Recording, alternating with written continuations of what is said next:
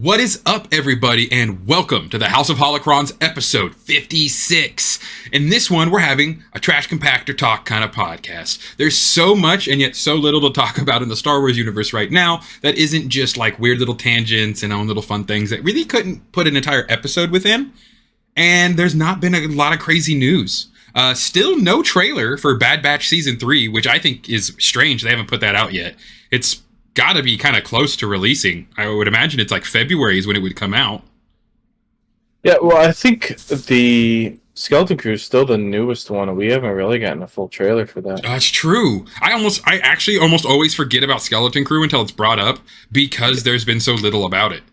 Now, that could play into a really cool, who knows, maybe this is going to be some weird, lore Bible show that's going to have so many crazy moments in it that they couldn't show anything because it would, ruin stuff, but that's a big fingers crossed. I'm sure it's going to be just a nice show. It's crazy we've gotten this far in January and still haven't gotten anything. Nothing. I don't know what they're holding it for. Yeah, there's no Acolyte. There's no Bad Batch. We have no Skeleton Crew. And those are all the things that are being released earlier this year, or should be. I could see, one of those three being the mid-year stuff, but I feel like I don't want this to be the truth, but I feel like they're probably going to do Skeleton Crew, Bad Batch, Acolyte. I really want Acolyte first because it's the most done show from what I heard. Well, it's also weird we haven't gotten any definitive dates either. I don't think we've gotten a solid date yet. And that's not really like Skeleton Crew. Yeah, we're in the year of the release and they're not really telling us anything for some reason, which is just odd. But we haven't really been getting anything at all. Unless you're a comic reader, there's not really anything right now, sadly. We're in that lull period between shows. That's the worst part about end of year to beginning of year, I think, for Star Wars is the end of the year is usually a lot of season finales and crazy stuff like that. The beginning of the year, of course, is when they're trying to start up a new thing. But I feel like in general, after Lucasfilms got absolved and kind of taken in, I know not absolved, but taken into Disney and stuff, it seems promotions kind of died down a lot. Commercials, merchandising on soda or stuff like that. Just putting things out in the world for Star Wars. It seems to have really gone downhill. I remember The Force Awakens had a pretty okay, push, TV spots, commercials. They're not really doing that for any of their television shows or anything. It's kind of gone that way with Marvel, too. Yeah. They did push a bit last year, but I haven't seen... I know they just pushed out a brand new Marvel show. Echo, yeah, and you barely see any stuff for it. Yeah, I saw one little trailer literally I think the week before it came out. And that was them saying, hey, we're dropping it this day. Which I really hope they don't do that with Star Wars. I would almost rather have the anticipation of them telling me in maybe 5 months it'll come out. Because then I know, I don't want, hey, the week before, next week, guys, stay tuned for the show to finally start. Whoa, that's short notice. Hold on. It's even the games. There's supposed to be so many games in production right now. Only one we have anything for is Outlaw. And we have, one teaser and one gameplay trailer? Then that's it. And it's not really much of a gameplay trailer. Yeah. We don't have a date on that either, do we? I just think so. I think it's the same thing as the shows. We're just getting a year. Yeah, they're giving us of that year. I don't know what that has to do with the strikes and stuff. So they just don't want to promise something, or maybe in the initial teasers they weren't promising anything just in case the strikes really took a long time. Well, the other thing I can see too is there might be an aftermath of the strikes. Is maybe no longer using hard dates, so they're not cutting, or they're not they're not working. Oh, crunching. Crunching, yes, they're not crunching, which is terrible, and especially in the game industry. And imagine in animation, it's probably just as bad. Oh yeah, those poor guys for Jujutsu Kaisen have been working their asses off lately. Well, yeah, in anime, the crunching is bad, really bad. It's almost as bad as, you said, with video games. Yeah, the big ones, Blizzard and those guys, we've been hearing about it for years. They're no, we need to work 48 hours straight to get this to do things. Yeah, a lot of game companies will do that. And that was a big problem is they'll hire a bunch of people, overhire, just so they can get this game out super fast. And so they're shoving all these people working, and then you hear like these horror stories of them like they're staying 24 hours back to back to back. Right. And they're living at their work, and then the game comes out, and then they start firing everybody. Yeah, and all of us who get the game are like, you guys spent days in the office for this? It's not even a complete game. That's I think the biggest slap in the face. So I'll give this to the shows. I have not once seen Marvel or Pixar or Star Wars or any of those big IPs do something like horrific with like a promise. Like a lot of people might not like Book of Boba Fett entirely. A lot of people don't like Obi-Wan Kenobi entirely, but they haven't been like, this is the Obi-Wan Kenobi show, and then it's nothing but little Leia. Yeah, you think with them wanting to sell their Disney service that they would push it harder, but yeah, they really haven't. I think the only thing I've seen like TV spots for was like Mando. That's really it. Exactly, yeah. Super Bowls don't have anything crazy, which you would think with all of this stuff Star Wars is putting out, now's the perfect time to make a generic Star Wars Super Bowl commercial. It doesn't have to be about Andor Season 2. It doesn't have to be about a movie. It could just be, hey guys, do you remember Star Wars? It's on Disney Plus. Come watch it. And just show scenes from all the shows that they have. That would work really well. I'm sure they have a commercial for that already. Right? I know there's a guy whose entire job is making this stuff up. And apparently he's just in like a cobweb covered desk right now. Well, my problem I have, there is, I'm not going to throw any names out there, but there's a couple YouTube channels that I think I watched a video and then it like was, for some reason, Google on my phone always recommends these in my like recommended, like I have these like lists of like sites that I visit, and if there's something new comes out, it'll tell me. So I found out really early if there's any cool Star Wars thing or anything coming out because of this. But there's one YouTube channel that keeps popping up, and its whole basis is to keep making fake trailers for stuff that are coming out. It gets me excited every time, and then I see the channel, I'm like, oh, okay, it's fake. Yeah, that does suck. Like, they do so good, you're like, oh, I can't wait. Oh, wait a minute. Dang it. Like, I remember, that's the Old Republic. That's KOTOR, right? When it's like, it's tour where they'll do, like, they'll show, like, the footage from that, and they'll, like, crop it together, and like, that's not new at all. And then you like... You're about to like, oh, get excited, about to hit the share button, and then all of a sudden, oh no, this is gonna be embarrassing. I'm gonna show you. I've been seeing a lot of that recently too. There has been another wave of people who played Tor and played KOTOR and stuff, just at the mouth, like, ugh, I need Old Republic animation style show. And I mean, I agree. The animations and the cutscenes in the Old Republic are fantastic, but it's also a video game. Like, you know, they're meant to be exasperated, crazy, amazing things. This is the height of the Jedi and their war with the Sith Empire. So it's supposed to be a lot. Yeah, well, this is more predatory because they basically put Skeleton Crew trailer, brand new Skeleton Crew trailer, and then, or like the hype, like new date or like, and then you click on it's their custom made trailer with like some like scenes from like the teasers and stuff and other properties. Yep. And they do that so they can get the views and stuff from dropping that trailer, but it's not the trailer. Sadly, that predatory mindset has been overtaking a lot of the Star Wars community here lately. Of course, the Rey movie was fake rumored to be canceled. Of course, it's not. It's still going on, no problem whatsoever. We had another YouTube, who I will also not name, who decided to have a fake psychologist on to talk about how women shouldn't be in Star Wars and they should just give it to the men. And I'm... what the hell? Women have been in Star Wars from day one. Right. That's literally like why Carrie Fisher took Leia's role, is because George was like, no, this isn't some princess who needs saving. Like, I need a strong woman to be my lead in this movie. Like, you are the princess of Alderaan. You're the like pivotal point of why everyone's here to even like come together in the first place. And not to mention, again, like everyone who hates Kathleen Kennedy, bro, she's been around in Star Wars and loves it since like its inception. Helped him with Indiana Jones, for Christ's sake. Like, she's been around for a minute with Lucasfilm. Yeah.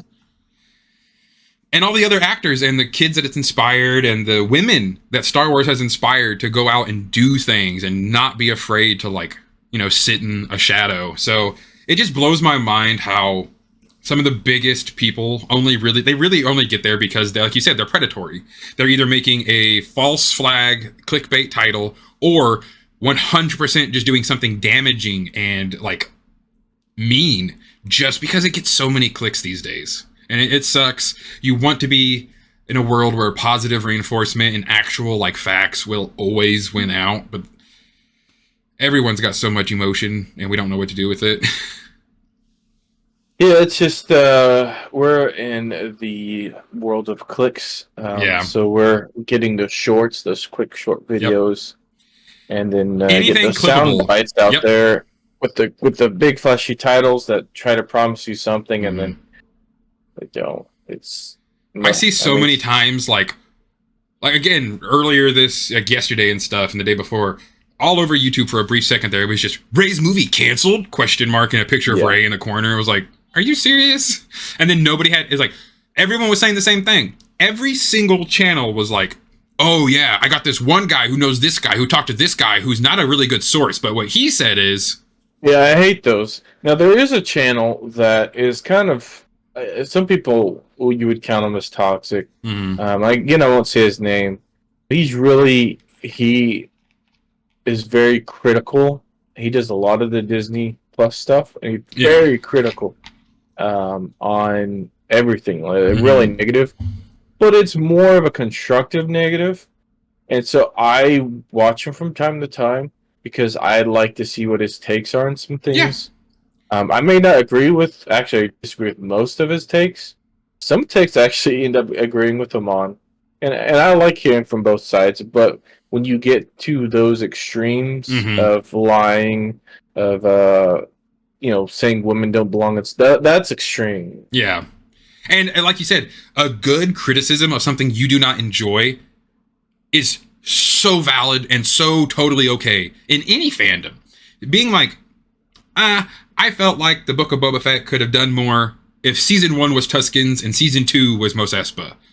Hey, that's a good criticism. No one's gonna be like you can't get angry at that.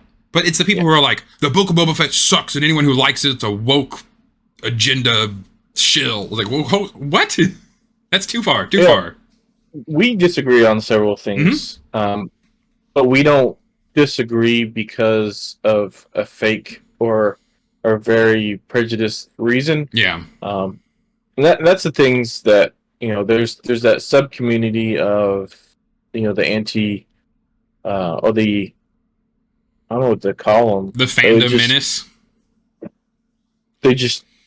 They never are happy with anything Star Wars. Yeah, that's what I've always called them. Is just the fandom menace. Yeah, they are anti anything that comes out. Anything new until it's like 10 years old. Like they hate. These are usually the same people who hated Clone Wars the series, but now love it. Yeah. And a lot of people have takes, and you also get the ones, and it's you got to realize, who's the people say they like Star Wars, and you're like, oh yeah, I like Star Wars. So, did you see this? No, I haven't seen it. Yeah. It's really disappointing because give it a chance. It's really, really good, but right. That's usually what I run in, or I run in and they'll give really. I say it's a really bad take, but I feel it's like a really bad take when they're like, "Oh yeah, Andor sucks. Everything sucks except Mandalorian season 1." Yeah, except for season 2 was the worst writing ever, or season 3. Yeah, actually, they both kind of suck. Yeah, I love that one. Like, Andor's too serious, bro. You were just like, I can find your fucking tweet 3 minutes ago where you said, "Why is Star Wars only for babies?" Yeah, but like you said, they purposely will not be happy. But that's their shtick, which it's sad. Like, their whole life is to be upset at this random universe of fake people and things. Yeah, I didn't mean for this to turn into a rant about fans. Oh, it's fine. It's fine. Yeah, it's just It's sadly, it's the only thing that happens every week to talk about. Is some guy or some girl somewhere gets some wild hair up their rear where they just have to pick on somebody for some reason. But that's also the Yeah, internet. and I may not like the Obi-Wan series as well, and I may not have liked Boba Fett, Mm-hmm. and I may not have liked some of the sequel movies. Yeah. But I watched them all. I own them all. I've watched every episode of Obi-Wan, Yep. and I have some of those figures. Yeah, and it's like even with So you like you said, in general, yeah, there could have been better moments, but you still found some fun things within yeah. these moments.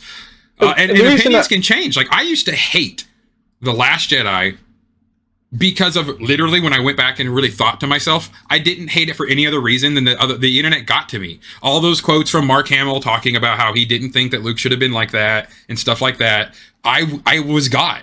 And then I actually went in and read what Mark Hamill actually said after the end of everything, where he's like, probably shouldn't have aired my grievances online. You know, I'm just an actor who was just reading a script and I didn't see the whole story. Now that I've seen The Last Jedi all put together, I think Luke's story is actually beautiful. A lot of people don't agree, and that's fine.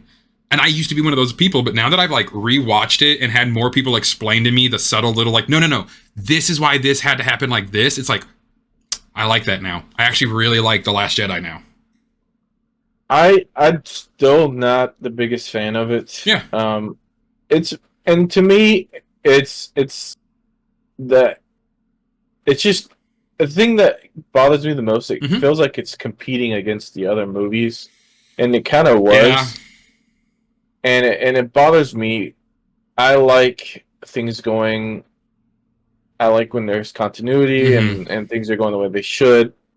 And yeah, it just felt like a complete disappointment. But it's not that I mean, it's my least favorite Star Wars movie. But like I said, I own it and I've seen it. I don't despise it enough that I'm going to hate the actors in it or the writers. Yeah, the thing that opened my heart up was really rewatching that scene with Yoda and Luke, where Yoda's just like, Luke's like, I'm going to burn this tree down because the Jedi need to end. This is we're a cycle that keeps repeating, and Yoda's just like, time for you to move on. It is, and then he's like, I can't do it. Yoda just force lightnings the tree, like meh.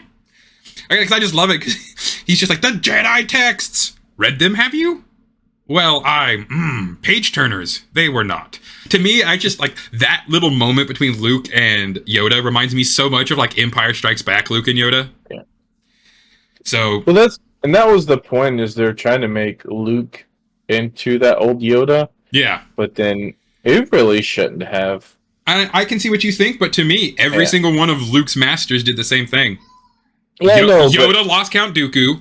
Obi lost Annie. Annie kind of lost Ahsoka and himself. Which the way they did it just seems kind of weird. They should have done it more of an Obi-Wan-ish instead of Yoda-ish. But yeah, it is what it is. Right. It's that I don't complain too much about that part, though the milk part was kind of weird. that felt really memey with that. That was weird. But see, that's the thing with The Last Jedi. The Last Jedi does have a lot of those kind of pushed, even like you said, I'll say kind of forced memey moments, but it's also the only one out of those three that had a lot of lighthearted comedy in it. Because the only comedy, in quotes, that JJ put in is, they fly now? Like, that's all he could do. And that's even like, well, it's like, it's really hard. Well, because I agree with what you're saying. Yeah, they were competing. They really were. JJ and Ryan were like competing to make the better movie. And JJ's movies weren't the best either. But, and then you argue that George Lucas's weren't the best either. There's stuff that I like a bit more about George Lucas's movies, the prequels. A lot of people don't like the prequels. I actually kind of like the prequels quite a bit, especially even Phantom Menace. I know there's some dumb stuff in that. But at least they're not, like I said, they're consistent across the board. Yeah. When you get that, and that's the thing that bothers me the most is, like, I feel like I could take out The Last Jedi, and I feel like I'm not really missing much when you go, if you, like, skip that movie. Yeah. Because it's so weird. The whole kind of the plot in general, it seems very odd for what's going on. Like the whole slow chase in space, even though it's not technically so, but it seems so slow. Because they're able to like go to a planet, do the whole Which is crazy because if you told me there's a whole casino planet on Star Wars, I'm like, that sounds awesome. I'd love to see that. And it turned out not to be so awesome. But see, to me, the other thing too is like so many people. It's weird, and this isn't you at all. But I've seen a lot of other people who are like, Canto Bight ruined The Last Jedi for me. I'm like, bro, it's like 5 minutes. What do you mean? Yeah, I don't think that's what ruined. I just think when you hit, like I say, if you told me there's like a casino, you're expecting Nar Shaddaa. I was excited. Yeah, you were like, oh, are we gonna get like a Nar Shaddaa kind of like cool planet? But just some of the things seemed really weird. But see, it made sense to me because it was like the fucking hoity-toity. It's like the first thing you see is the boat fly off the waterfall. But one of the things I wish they redid, because Carrie Fisher passing away. Right. I wish instead of having her... Because the thing that didn't make any sense to me is when she gets thrown out in space and then she's able to somehow magically float back. And that Force? Seems really weird. Yeah. I honestly think they should have let her die for that moment. Yeah. Because it would have made it easier with her dying in real life. And then also, it was a very touching moment. If you go back, it's a very serious moment. Well, yeah, because Kylo is fighting his doing it. She feels him do it, feels that he won't pull the trigger, but then the others do. I think she should have died at that moment, and they should have edited everything out with. And then at the end of the movie, had a grand funeral for the general, for her dying. Yeah, I think that would have been great. But because personally, every part after that, I didn't really care for her in those scenes. I felt like it almost detracted. I think it would have made more sense for because we got Holdo taken over and everything else. I think they should have let her die because I think it would have been a grand death for her character, which would have made sense for her dying in real life. That's like other things I wish they could have done better. Right, but that's what I love about this dynamic, because I'm on the other end of that, where I'm like, that was such a great scene, and she knew she couldn't die because she had to be there for Rey. Yeah, but she could have had other, she had Luke and other stuff. Yeah, it was just like... yeah, but Luke didn't want her at that moment. Yeah, well, that's the point. It's like when he finds out his sister's dead, and then he would, wake up and, okay, I gotta do something. I just think the tearjerker moment would have meant more if she couldn't just magically float back. See, to me, I don't know why that's such a problem with and not an issue, but I'm like, it's not a big issue. I know. But no, a lot of people, there's a lot of the fandom that doesn't like her floating back to the ship. But to me, I'm like, well, we know that Jedi can survive in space a little longer. They've proven we know that she has the Force. It did look kind of silly. Oh yeah, she Mary Poppins. Yeah, she looked like Mary Poppins. It didn't look the best. Really like it would have almost looked better if she had just moved all the glass and stuff out of the way and made it to where the ship came to her, kind of thing. They could have, she looked like Mary Poppins floating through space. Like, I'll 100% agree with that. It looked bad. I just think because they didn't kill her at the end of the movie, and so that was the weird thing. They had to edit it and stuff, and I think it would just made a cool impact during the movie, like giving her a Padme style funeral. Yeah, other than that, and just the grand funeral, because we have the real one, and we have the grand, for her character. I just think that would have been a lot bigger impact. But there are just some scenes though that I needed, because after that, when Force Ghost Luke drops the dice in her hands on Crate, and they have that moment, it's just so good. So there were a few moments back then that came after that. I was like, well, I mean, if they were able to somehow put that in the beforehand, and I enjoy that Luke becomes so fucking one with the Force that he's literally able to just become one with the Force, like Obi-Wan did. I think the thing that shook a lot of people there is they were expecting him to do it like Obi-Wan did exactly. Like Kylo would strike him and he would just... Yeah. But I didn't really mind... Because Kylo even states, Kylo says, you can't actually be force projecting yourself. The energy alone would kill you. And then Luke's like, I got this. I'd be more upset if they did repeat it. Yeah, I could see that. I don't like... It just gets old when you get the same thing over and over. Yeah. I want something different. Luke is not the same as Obi-Wan. He's not going to copy the same thing as Obi-Wan. He might take it as inspiration or an idea because he wasn't taught from other Jedi. So he's going to, go the way he knows. But hear me out. What if that's the ultimate reason why he feels like a failure? Because he knows he should have been able to do it. He's the one who saved his father, and he couldn't even save his nephew.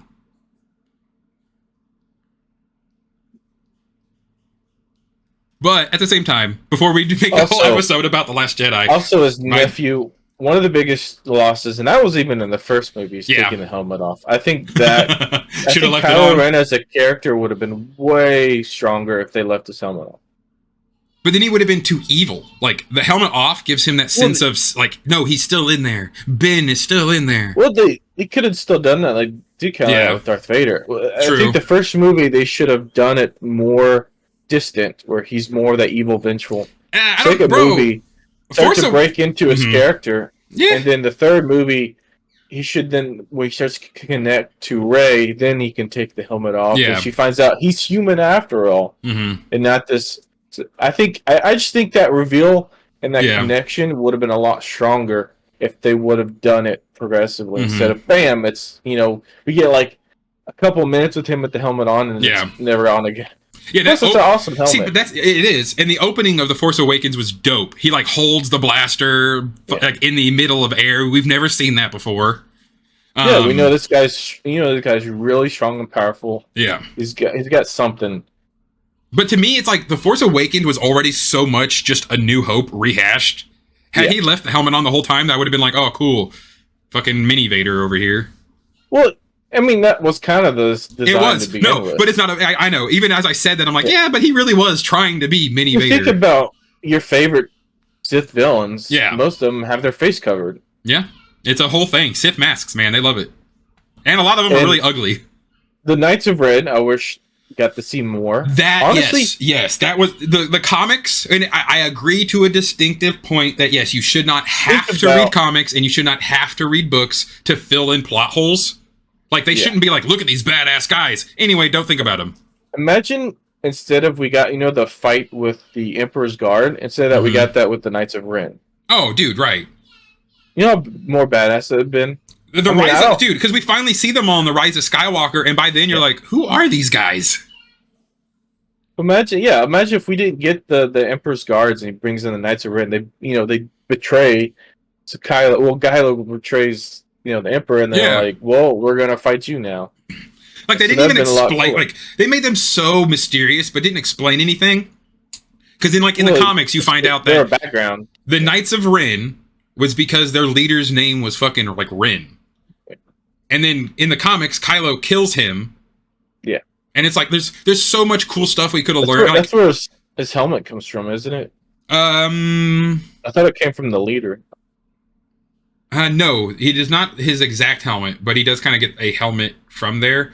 And then it's been a long time since Yeah. The cool thing is why then they explain his crystal. In the comics, he kills one of the Jedi from Luke's temple that come after him. Takes her crystal, and in pouring so much hate into it, he almost overdoes it and cracks the damn thing. Well, so the thing I think that irritates me the most is in that Force Awakens, there's so many cool things that they're like saying, hey, this is going to be a thing, and it never is. We get yeah, but I still also blame Ren. I think JJ was the worst part of those movies. I can't. I don't like JJ's movies anyway. Really. I'm not saying. I'm not fighting for JJ. I'm just saying. There's some cool things he drops, but never touch again, or if they do, it's very little. But he does that in a lot of other movies, is what I was going to say. He's very, the Star Trek movie, same thing. He drops all these little, might be an Easter egg, and then you don't hear hide nor tail from it again. Or, one of the things that they never really hint on later, when Rey gets into Han's ship, she, knows how to run it and stuff, knows everything about it, and they never really go on that.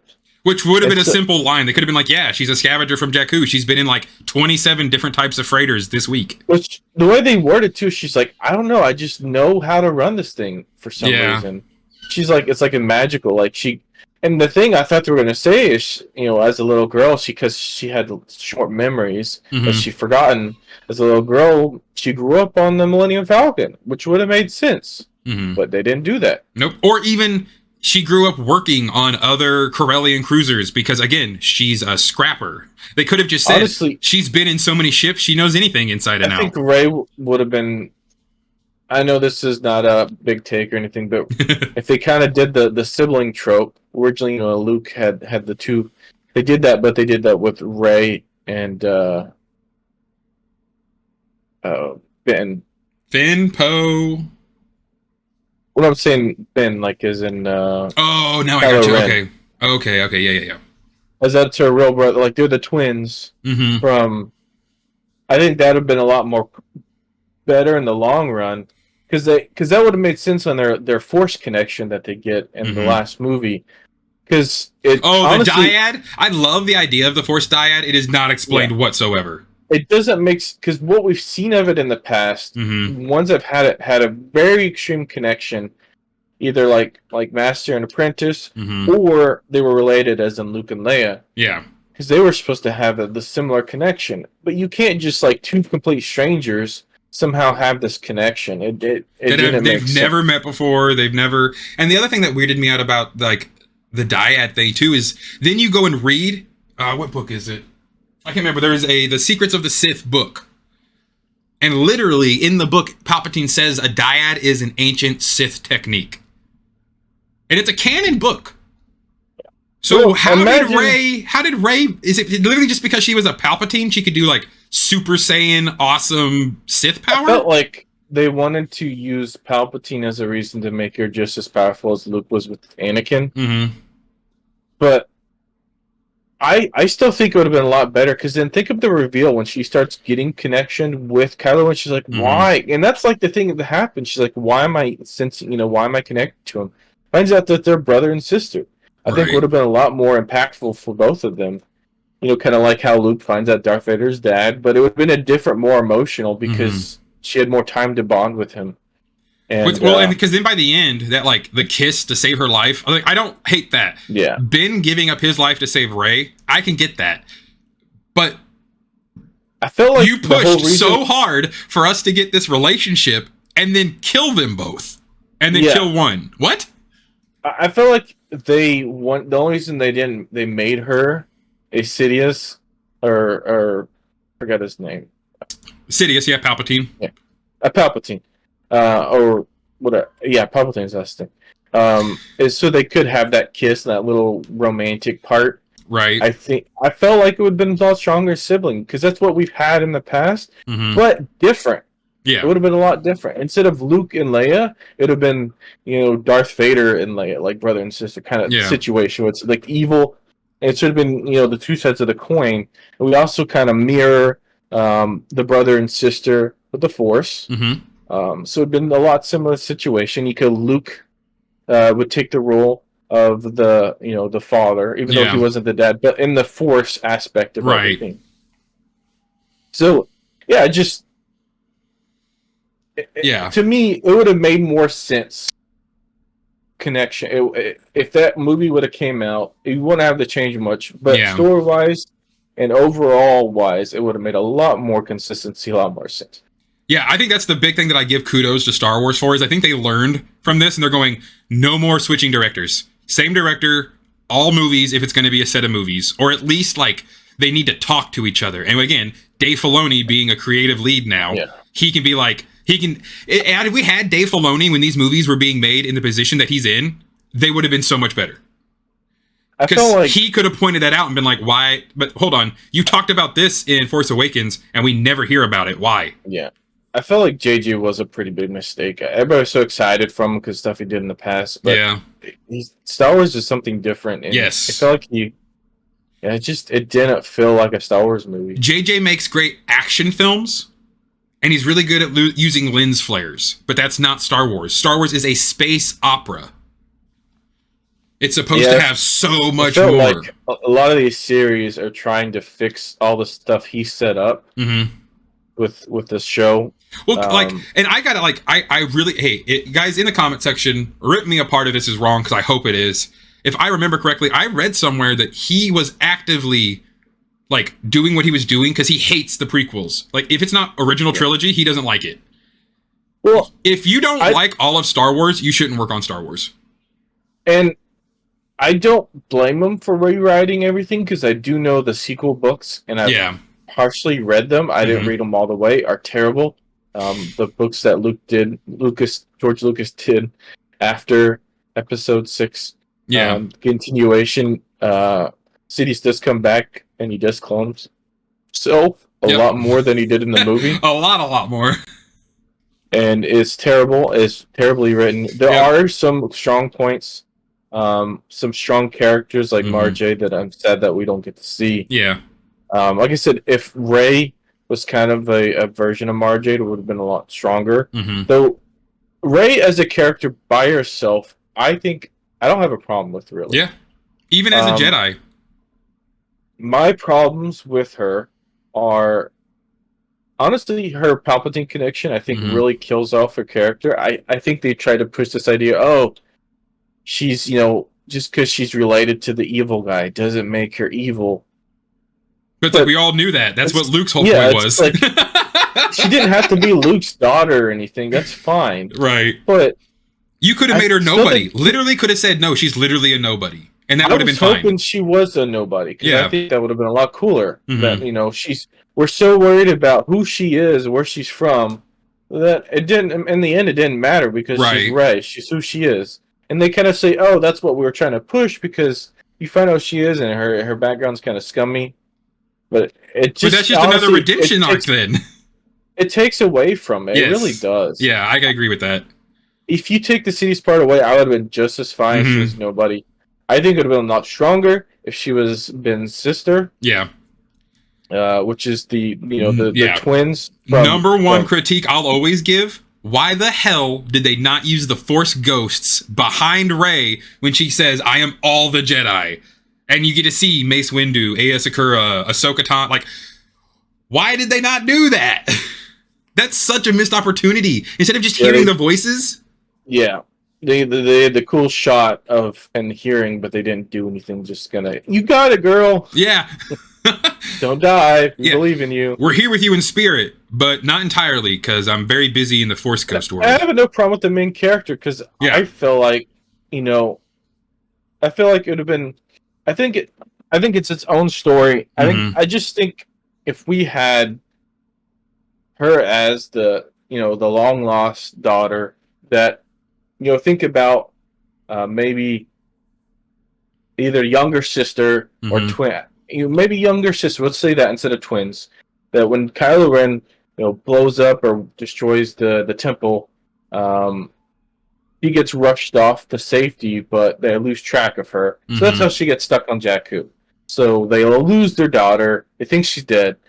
Kylo Ren goes on his rampage, does his evil thing, gets picked up by this cool Sith master, who's not even a real thing. he's a clone, I guess. I don't know. I thought he was so cool. Yeah, I like Snoke. How they're building him up, and they just like, oh yeah, he's nothing. He's just a bad clone. He's not even that. I mean, he's kind of powerful because he's a Sidious clone, but yeah, don't worry about it. He's not worth it. He's just a puppet. I would have loved Sidious. Well, it's like Snoke was so mysterious. Like so many people are like, oh, he's just like evil Sith coming back. He's like, a lot of people thought he was what's his name's master? Sidious's master. Oh yeah. Darth Plagueis. Yeah, Plagueis. Plagueis actually never died because he knows how to live forever, and I thought it was Plagueis finally taken over. Which they didn't have to, but it was like having a cool ancient Sith guy just show up and is running things. Because he looks ancient, because he's all decrepit. Yeah. And it's cool. Yep. And I think it would have been awesome for Plagueis. I think what they should have done is that when they meet him in person, that they find out that the size of the hologram, because he's always a giant hologram, that like he's an actually really large race of beings. I think that would have been really cool. Like, he is just actually a giant. He's just a really big guy. I think that how awesome that'd be, just like a giant Sith. He's imposing. So big, he can't. It's why he doesn't have a lightsaber, because you can't hold it. He's too big. Yeah, that'd be too. You can't. What are you gonna do? Put 15 kyber crystals in it? That's awesome. I'd be down for and I liked him again. I loved the actor. They just built Snoke up so much, and then they just like. That's the whole sequels, though. Like, the only issues I have in the sequels are these things they built up. Like, hey guys, this really means something. Okay, no, it doesn't. Gotcha. Why get me? Why are we getting me? One of my characters I'm also the one I'm probably the most upset about they killed the story of is what's his name? Which is he'll never make a Star Wars movie ever again because of it. John Boyega, Finn. Yeah, Finn. FN218. built Finn's character up so cool. He Yeah. is a awakened stormtrooper. We found out that they've been brainwashing him. Okay, great. Think that's awesome backstory. He is a redeemed stormtrooper. Here, hold the lightsaber. Awesome. He's finding out he's connection to the Force, and we're gonna see kind of his backstory. Instead of like in the movies, Yes. we get Leia kind of in the Uh-huh. background where she does like things here and there where Luke's the main character. Right. We get that in reverse. We get awakened Jedi stormtrooper where he's in the background kind of doing things with Rey, and she's the more experienced and has a lot stronger connection with Force because she's the relationship that she had with who she is, and she's just special. And then we get him who's learning the ropes of, and we didn't get that. We get him back more in the back. I will never ever agree with any single person. And you got to bring receipts. You got to bring I need to talk to JJ and Ryan Johnson because they gave us so many hints. There is no way he wasn't supposed to be Force sensitive. No way. Yeah, the way he was so surprised when he first picks up the saber, he's like, wow, and he's able to fight with and stuff, and he's and they're showing these optional this redemption type arcs, especially with his former commander, who they just keep making a meme. Every time they run into each other, he just knocks her out or throws her into an elevator shaft or whatever. Another extremely unused character. Phasma was dope. Awesome design, badass cape, chromed out. Amazing actress. Oh yeah, well, I was excited because I was a big fan of Game of Thrones. Yeah, Gwendolyn Christie is dope. Her character is really awesome in Game of Thrones. She's a badass girl that she's just really awesome. She beats guys like it's nothing, and she looks like it. And you get her in Star Wars as a badass commander, and she's probably the worst Stormtrooper-esque officer we've ever had. Right, when she talks and has a scene, you're like, this is really cool. But then they done, bye, never see her again. She gets one thing per movie. And when we do see her, like I said, she often gets trashed. Yeah. She gets trashed every time. And again, The Last Jedi is when they finally have their big duel and she doesn't die on screen, so hopefully she's not dead. Who knows, maybe Phasma will become a problem for Rey later. I don't see them making because she never did anything significant on screen. But it's almost that's why she has a fandom. Same with why everyone loves Finn being a Jedi, because they built this thing up so much, and then did nothing with it. Well, it's not only did they not do anything with it, they made Finn more useless as the movie goes on. He's more and more in the background and doesn't really do anything. He does a couple things, he does that whole Aaron mission with the Asian girl. Rose, thank you. And they ruin her character too. That whole mission with them together, and that's probably why people hate those scenes. Yeah, it's because they make it so dumb. They make them use. It's like when they're on the screen. It's I love Finn, but man, I want this scene to be over. And it also sucks. I feel so bad for the amazing actress of Rose because she was one of those who got death threats for just being in Star Wars. She didn't fucking write it. She didn't edit it. She didn't direct it. She just did her job, which was to deliver lines. It was great because... And I liked Rose. There's not too many Asian people in Star Wars. There's not a lot of them. So it's good to see her in there. They destroyed the scenes with her. And she was a terrible character. And it wasn't her fault. I didn't have a problem with her acting. I just had a problem with the character itself. Yeah. And the same way with Finn. His character got so dumb. Yeah. I don't know how you could tell a redemption character with Finn like that. Especially when he gets... One of my favorite designs when you get the 3 lines of the blood. Yeah. It's cool. And then he gets in, he's like, hey, I don't want to be a stormtrooper anymore. Let's go. I'm going to break you out of here. Yeah. His whole little buddy cop. I mean, part was kind of lame, to be honest, but... So the thing that I love the buddy cop kind of stuff because I like when Star Wars still gets silly because I want it to always have that childlike.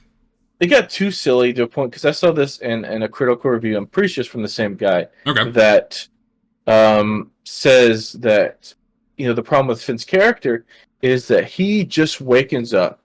He's trying to sneak out. It's hey, I don't want to. he wakes up. He's like, I don't want to kill these people anymore. Mm-hmm. I can't kill people. And they're like, what's wrong with your blaster? You know, he's like, I don't want to do it. And he takes someone off. He's like freaking out. So you get the blood stripe because the guy dies. And he's Yeah. like, and so they get to the point where he's like on the ship trying to break out, and he gets Poe, and he's like, "Hey, let's get out of here. I know how to get out of here." And like they're like, "Fine, let's get out of here."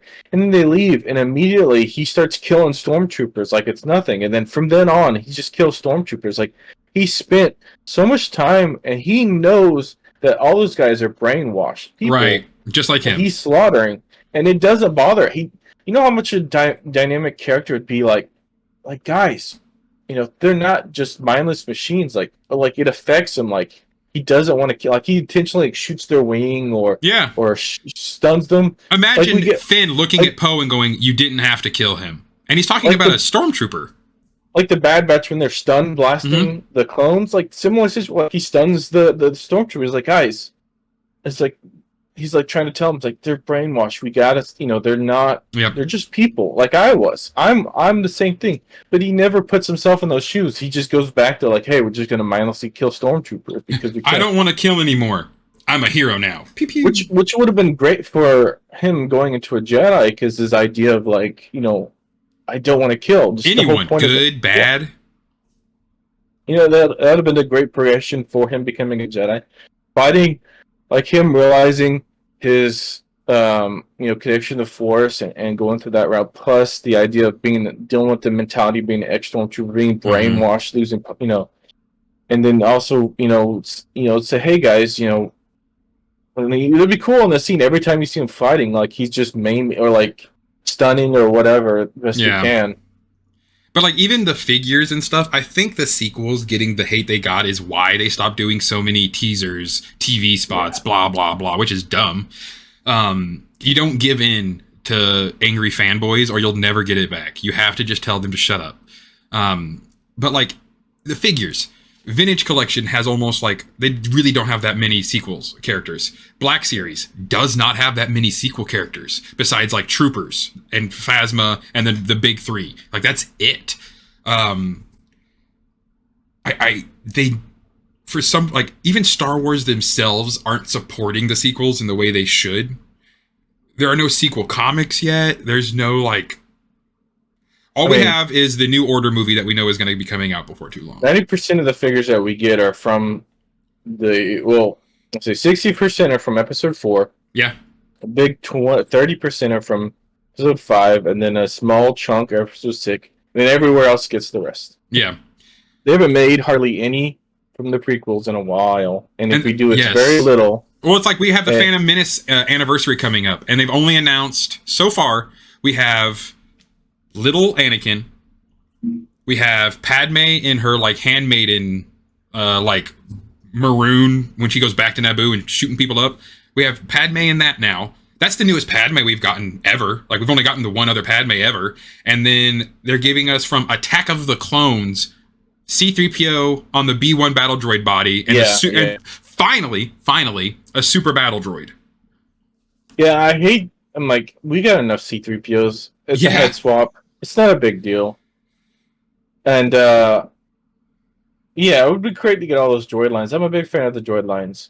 And the only time we really got the sequel figures is like a promo for the sequel when the Black Series are early. We got a bunch of Black Series for the sequel stuff there. And then once it was gone, we haven't had too many. Have you had any reprints of any of this or like new characters? The newest reprint they're doing is on the Vintage Collection of Finn, and I'll guarantee you it's not newly tooled. It's just the same figure put back out.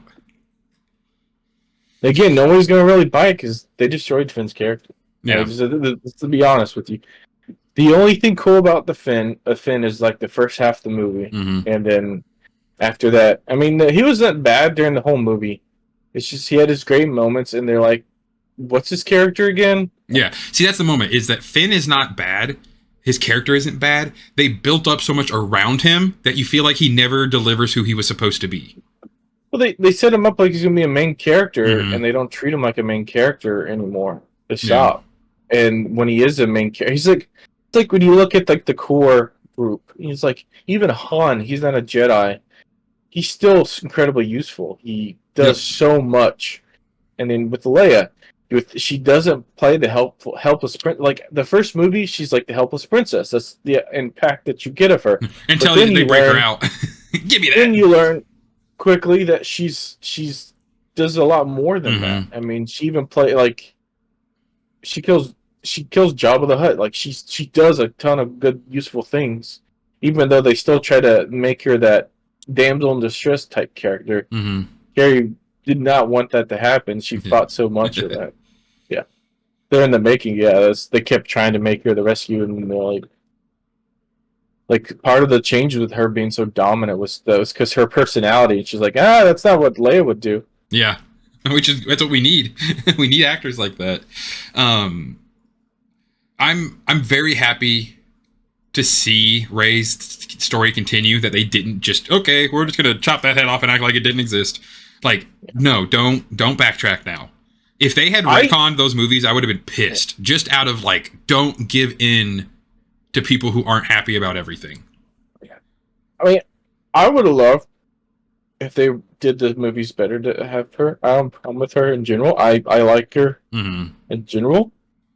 I hope they give her more in depth. Yeah. We don't, because a lot of that we saw of her, which it makes sense in the first movie, but it kind of continues like, who am I? That's like her whole character. Like, who am I? Who am I? That's like the whole thing is like she doesn't know who she is. She wants to find out who she is, and she's and like, then she does. Yeah, and then she does, and it's like, okay. So what's the next movies? She does not bring up any connection to the Sidious ever. Yeah. She's like Rey the Jedi. It's just make the movie about Rey the Jedi. That's it. No connection to previous relations with Sidious. I pretend. I really hope Darkseid Rey sticks with her forever. I would love if every time, like, especially in these new Rey movies, and she has a moment of doubt, she looks in a reflection and sees that dark side of her that she saw on the Death Star. Well, that's the whole point that we get, because we get to see the perspective almost kind of like from Luke and from Anakin, where they do, because you get the idea of like where Anakin gives into that, and then you see Luke, he faces that and then kind of defeats it and becomes somebody else. And Rey tries that, but they never really give that impact that she became somebody new, kind of like what Luke did. Yeah. Though Luke never fully gives, because that's something a lot of these Jedis have, is this different from like when you're watching, or like the stuff, and there's tons of Jedi, because it's kind of like the peer pressure into being good. When you know you're like fighting that evil side, because like you have so much connection to the Force, of course you're going to get connected to the dark side from time to time. Oh yeah, that's a beautiful point of it. But I'm really excited for that to continue. I'm also really excited to see, like, hopefully, I really do hope with the Fandom Menace line we do get. We're supposed to, like, we have a Droideka that's supposed to apparently be coming out before too long. Finally. There's so many awesome designs from the prequels. I would love to see in the figure. Yeah, why have they not? There's so many things. Like, here's a big one: Padme's right hand, Captain. The guy that ran her guard. Yeah. I know you're talking about. How does he, with an eye patch? That really cool dude. How does he not have a figure? How does Naboo have like? There's such a small planet, simple, peaceful planet, and they have like the best designs for everything. The best designs for ships. Super fast ships too, apparently. They have awesome blasters. They were the only ones that were probably all still handmade. That's what I like about Naboo, is they said everything on Naboo was still made by hand. It was not made by machines. Well, they're not. Yeah, you don't see them anywhere else. They have like also the blasters or grappling hooks that makes no physical sense whatsoever. But and then on top of that, then you got the Gungans that people look over the Gungans because of Jar Jar Binks, but they're like super powerful warrior culture. Yeah, like you don't understand the army that they fought with the battle droids. Like most, I don't know if there's any plants that could really fought them off by them. Like if they just like fought them. Yeah, they were fully. It was a full army of full droids, ships, everything, tanks, and all of it. They had their own technology of shields, these electricity balls that we never see any again. There's like Mm-hmm. crazy EMP, but they can kill, like they burst and destroy everything around Yeah. them. Not just droids; they would kill humans too. And they have spears and mouths and giant animals and. I mean, we've never even gotten big Bombad General guy. You know, we haven't even gotten him as a figure yet. The other one we gotten was Jar Jar Binks, and that was a while ago. Yeah, and it was actually a really good mold one too. I actually even did the just recently. You can kind of see his little orange head poking out right there. I just recently picked him up. You get a shield, I believe, too. You get a shield. You get a shield. You get a really big Gungan spear, and I have it right there. Yeah, I did. I wish they did that. I wish they did a special edition where they have the mount too. Oh yes. I don't know what those things are called. They had it would have everything else but him, so you could put him on that. Mm-hmm. I think it'd be cool. Yeah, that's the weirdest thing. Like that, I think Hasbro makes really weird choices on the figures. They are like, let's release these. Like in the Vintage Collection series, the carded backs, they only have Hunter. They don't have a single other member of the Bad Batch. What? And then Episode 2 has so many iconic designs as well. I wish were in figures. The only ones we really get are some of the clones. Yeah, you get clones, Mace Windu, Kit Fisto, like a few Jedi. Some of the commanders as well. Yeah, that's when you're getting like. Well, no, actually, Gree and stuff would have been from Revenge of the Sith. Yeah, because that's Order 66. So we get Cody, and we get some of the commanders. I'm talking about ones that are like plain. They're not like the fancy ones. Yeah, blue, red, yellow, green. Yeah, the Phase 1 commanders. Which they're also just now finally releasing a new Phase 1 501st. I'm also surprised they haven't decided like, hey, what if we just swap the helmets and release a whole bunch of Phase 1? Because like, the armor is different, but nobody else would care. It's a lot different. I would. Yeah, I love Phase 1 design. I know. Phase 1 design is awesome. I'm surprised we don't have more Phase 1 figures, honestly. It's just not very practical.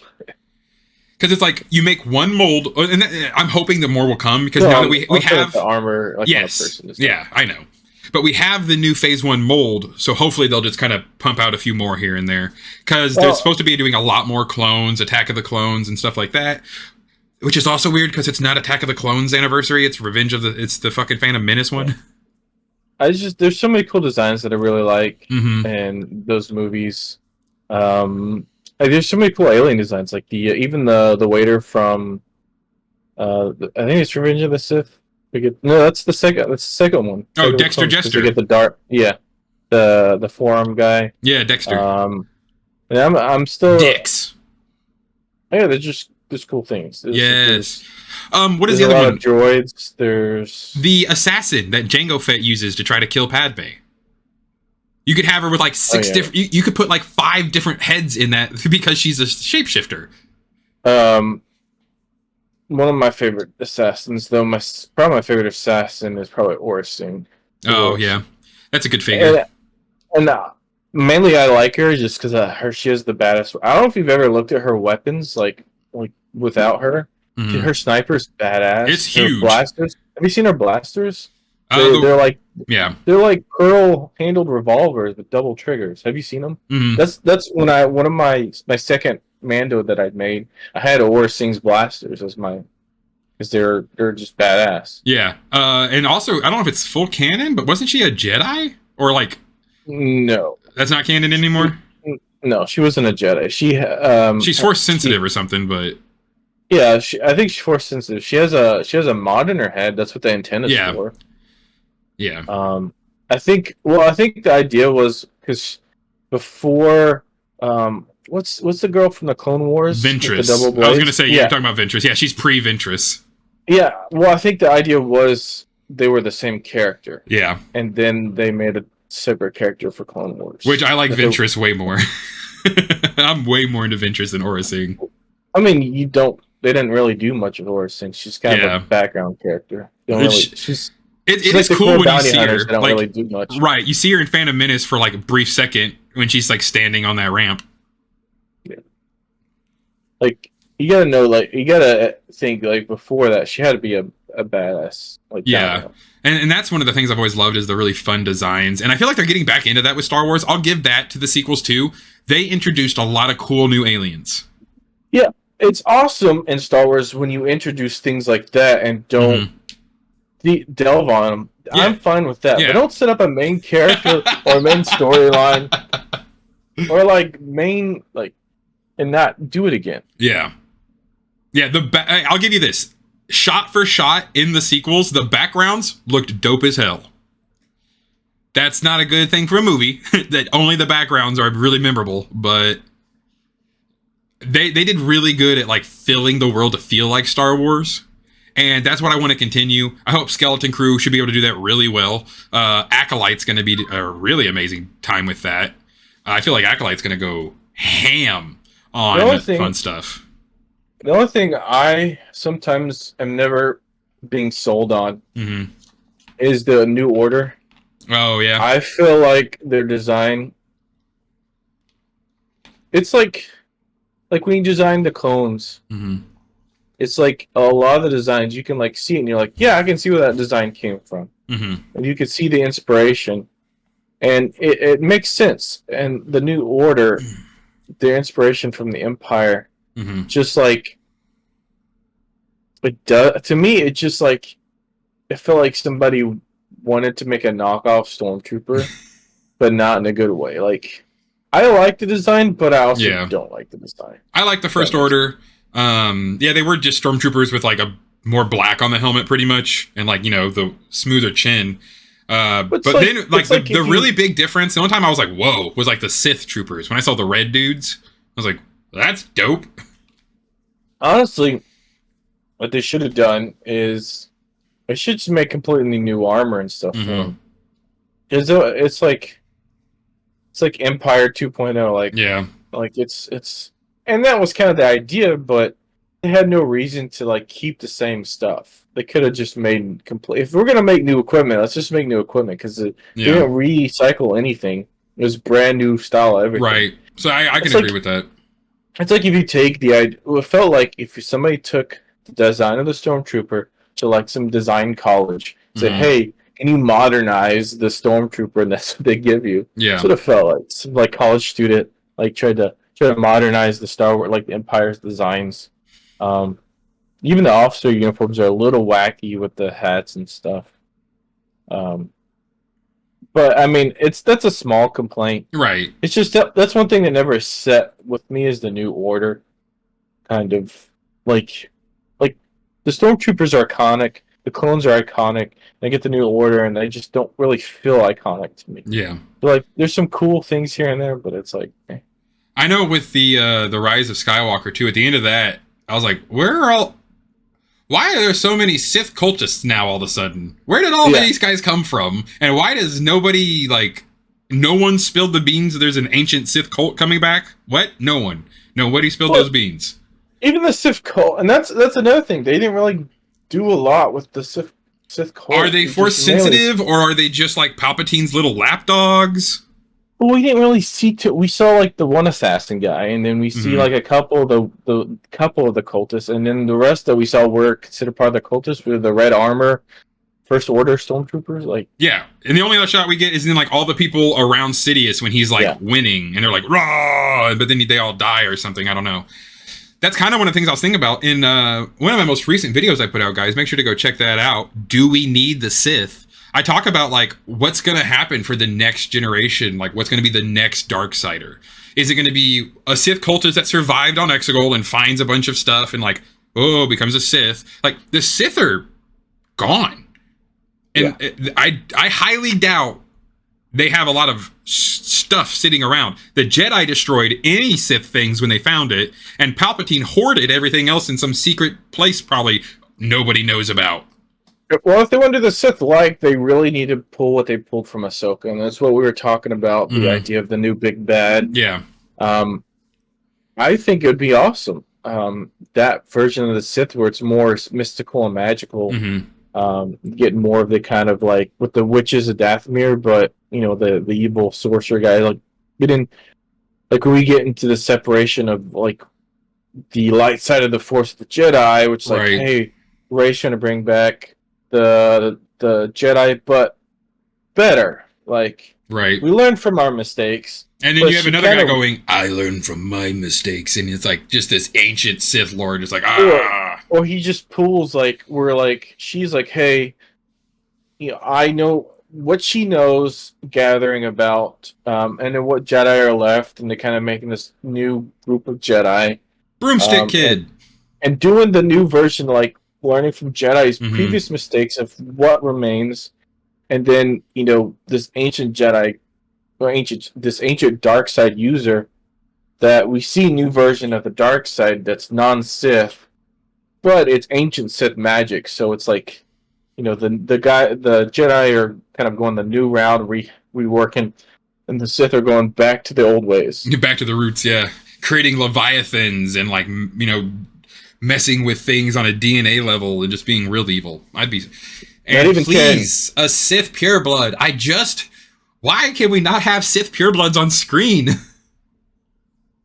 I just think it would be a lot cooler. We get more of this kind of like, I don't care if you make an army of undead people Mm-hmm. with with the, 'cause they like using the whole idea of undeath.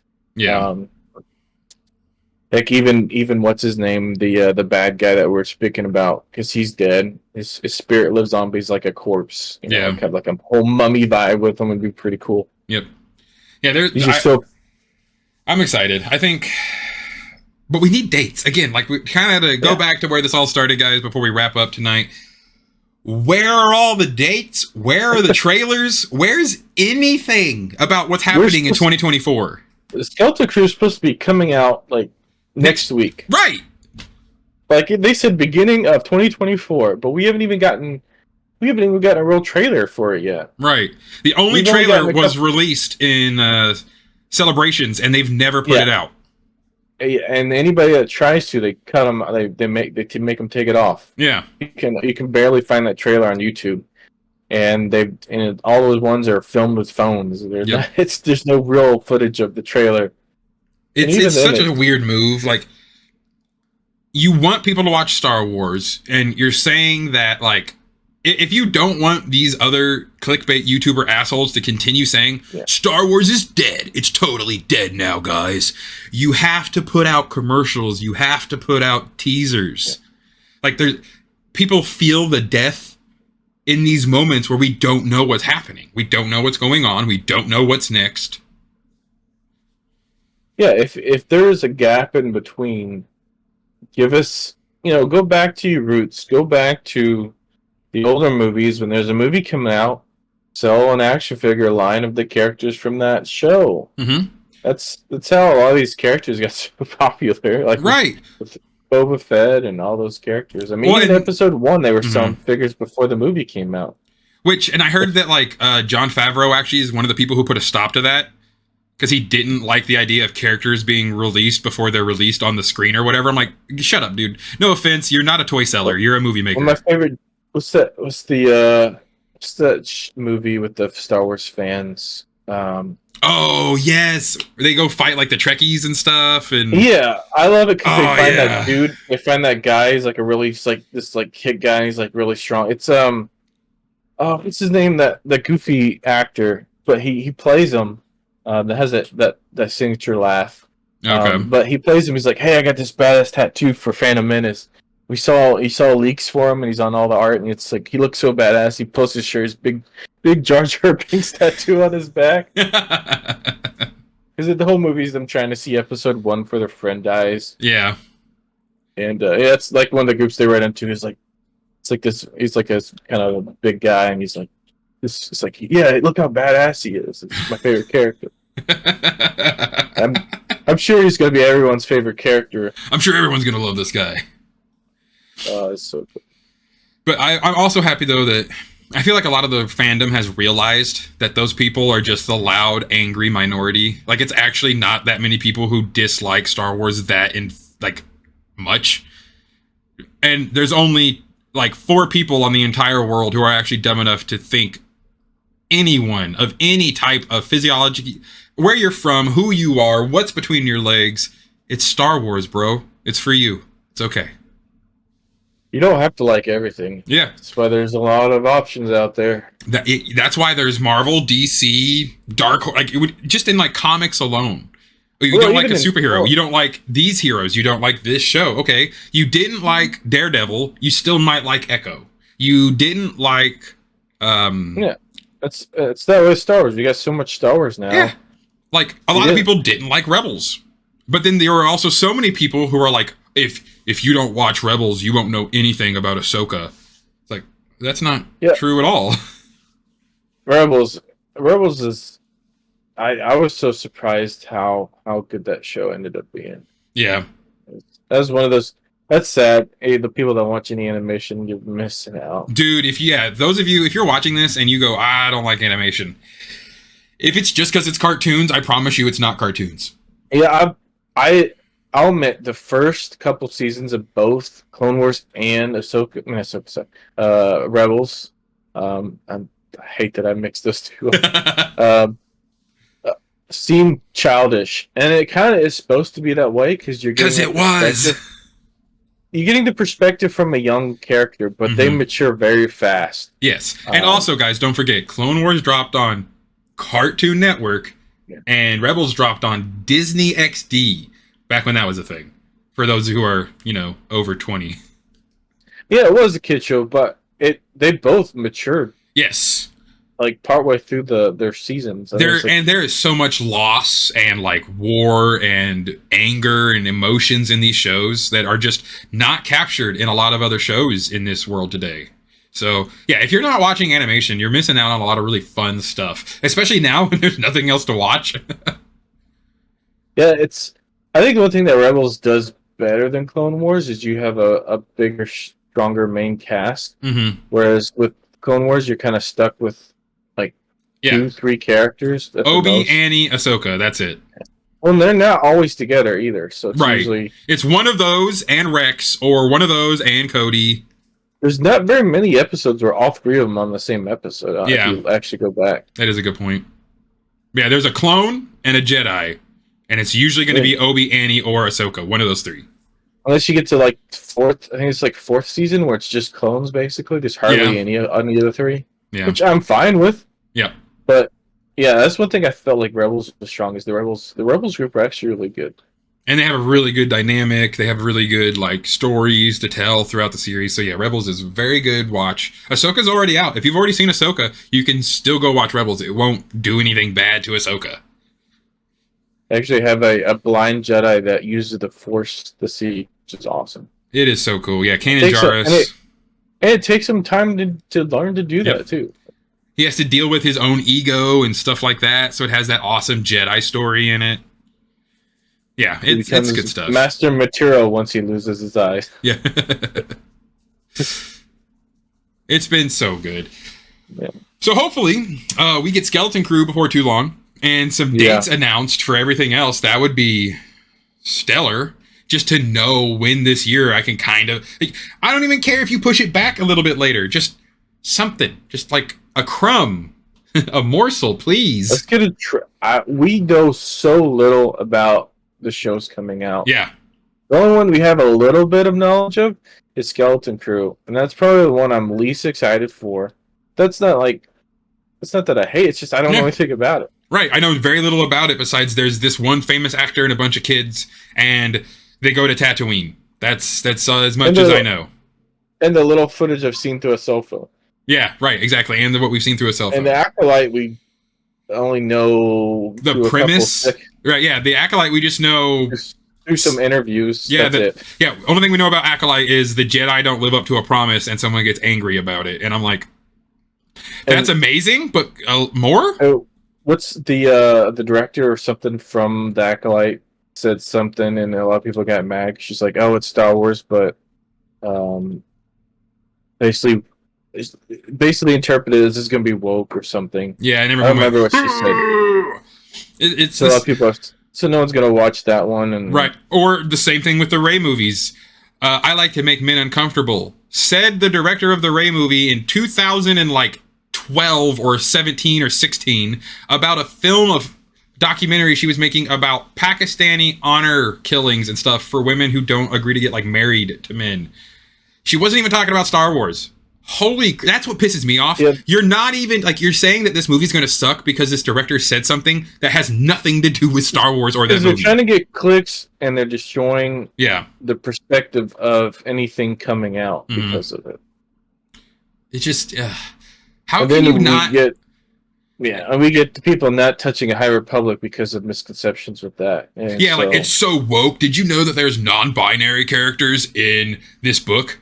Yeah, but it doesn't matter. It's not a part of the fucking story. It's just in the book. Did you know there's non-binary people in real life? Right. Like, you know, they exist too. Do you know, I guarantee you in the original trilogy, if you asked George Lucas, he'd probably tell you, oh yeah, that person totally is non-binary as all hell. But imagine, even if you didn't, like, care about woke, whatever, there's so many alien species. There's gotta be an alien species that doesn't have a gender. Right. Or the gender is maybe like traditionally they have like 10 genders because they're a different species, right? Or a different alien race or whatever. Who knows? Maybe Gungans are like other reptiles and they're hermaphroditic and they can be whatever they need to be based on their environment. Well, they're from a completely different planet, completely different species. Maybe they have like 10 different sets of genitalia. It depends on what time of year and who they meet, and especially with like when you get to some of those frog species, they can like switch. They can switch private parts. Yep. They can grow or lose. No, it's just it'd be funny. Like you get like the whole idea of Darth Jar Jar, and he's dead. He's like the one episode he's got like a high-pitched girly voice. High-pitched voice. And he's the femme Jar Jar. Yep. And then the next one, or it's like even better. Like there's an alien race. They're like, oh no, we don't shake hands. That's how we have sex on my planet. The genitalia is in their hands. Yeah. There's a lot of spoofs about stuff like that. Yeah. But there is so many fun things coming out in Star Wars. There's so many fun things in Star Wars. Don't let the bad people who just want to hate on stuff ruin Star Wars for you. If you like Star Wars, that's all that matters. Keep liking it. And you don't have to like everything. You don't have to think everything's amazing or be a bad fan. There's a big galaxy out there. Exactly, guys. So thank you all so much. We had a lovely conversation. A lot about the sequels, which wasn't planned, but damn it was a fun one. If you disagree, if you agree, if you have a point you want to make, put it down below while you're hitting like and subscribe, of course, for more of this fun, awesome podcasting. And, as I do always say, have an amazing rest of your day, and may the Force serve you well. May the Force be with you.